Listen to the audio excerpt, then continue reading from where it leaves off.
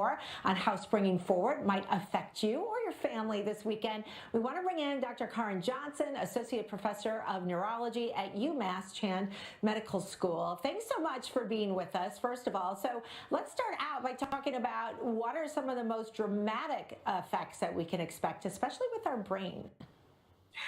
Well, losing sleep, which we tend to do during this time change, affects how we think, how we make judgments, and it really affects our health. So we have increased risks of things like heart attacks and strokes after this time change in the spring.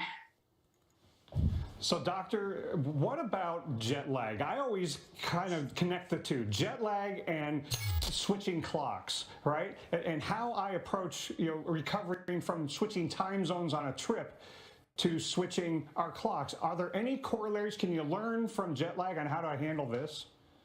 Well, so jet lag, what happens is when you go to a new place, the sun also is at that new place in the sky. So our bodies take a little time, and typically about an hour a day, to adjust to that shift.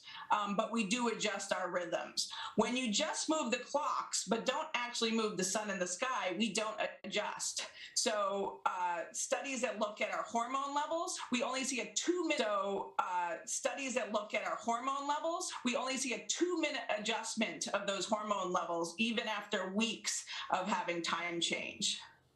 So it takes us weeks to acclimate to this? We actually never fully change our circadian clocks because it's still set by the sun time. And that's why we really are in favor of permanent standard time as opposed to permanent daylight savings time, which is more misaligned with our